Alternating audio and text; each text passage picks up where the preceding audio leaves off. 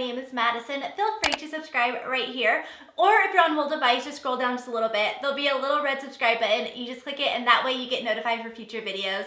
But today's video, I'm going to be doing a review on the brand new Laura Mercier foundation. And this is the Candleglow Soft Luminous Foundation.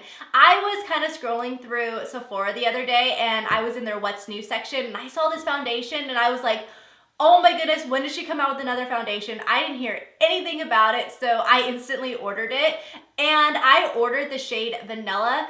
The way that I found my shade is I kind of went on YouTube to see if I could find some people that did reviews on some colors that I was thinking might have been my shade. So I saw those, but I didn't see any reviews on the shade Vanilla because there's really not that many reviews out on this foundation yet. So I ended up taking a risk and it ended up working out perfectly for me, which is awesome.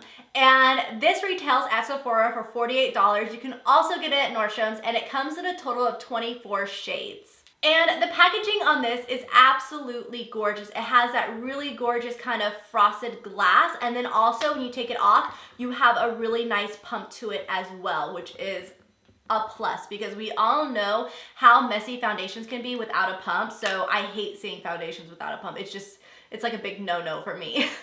So some of the claims that they say this foundation does is that it's ultra lightweight, it has medium coverage, it brings a really nice soft glow to the skin, and it also contains mica or mica fusion that is blended with purified water that's really going to hydrate the skin as well.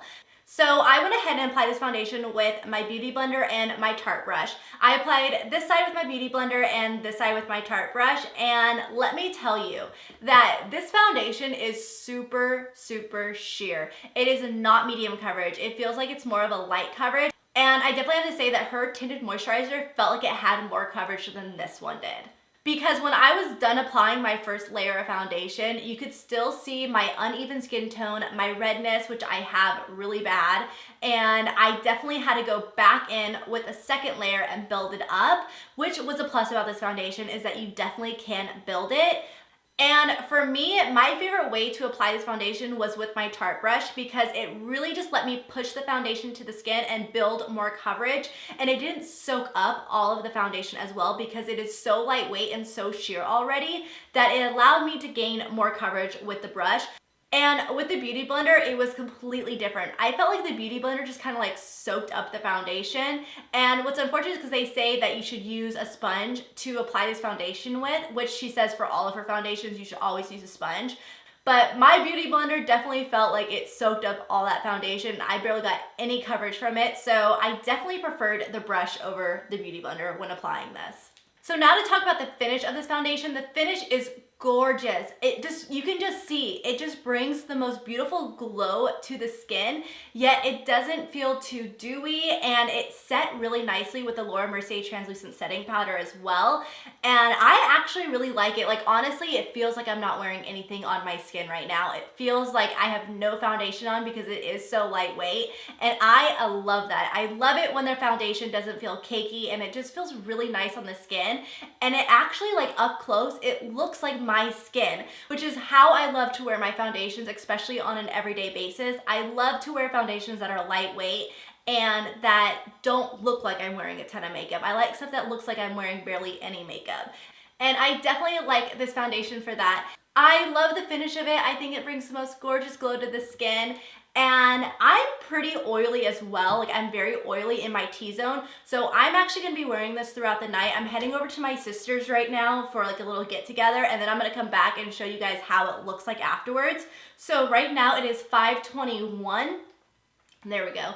It is 5:21. So when I come back, I will show you the time. I'll probably be back here in a few hours and we can kind of see how it wears and if it gets really oily on me, because again, I have a very oily T-zone.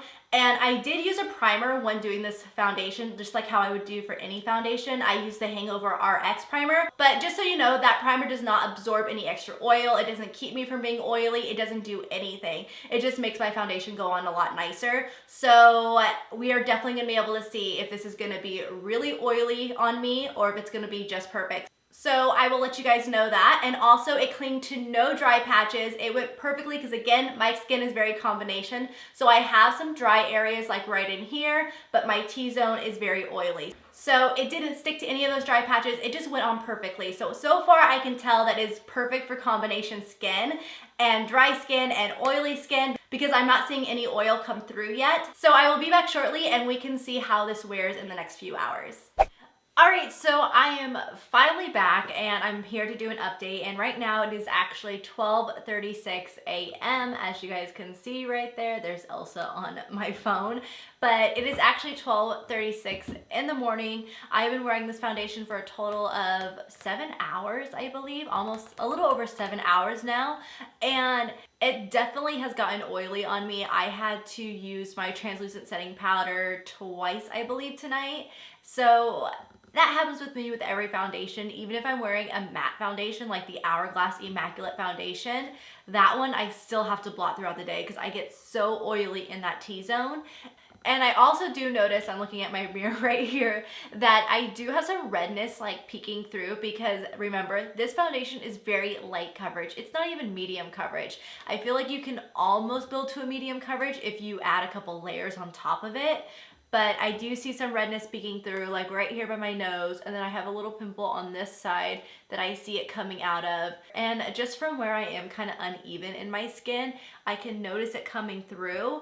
But besides that, I can definitely say that this foundation did hold up well on my skin, and I actually do really like it. It was just really nice and lightweight to wear. I just hate how I always have a shiny face after a couple hours. Like, there's no way around it for me because I can't even wear a mattifying primer. Otherwise, I will just break out like crazy, which is, it sucks for me. So that's why I always carry my little Mercier translucent setting powder. I have a little mini one of these. So I carry this everywhere I go. And then when I see myself getting shiny, I also carry around my Sigma brush and I just kind of blot my face so that way I am not shiny anymore. But I have to say, all in all, I do like this foundation. I think it did hold up well. I mean, I've been wearing it now for 7 hours. That's a long time.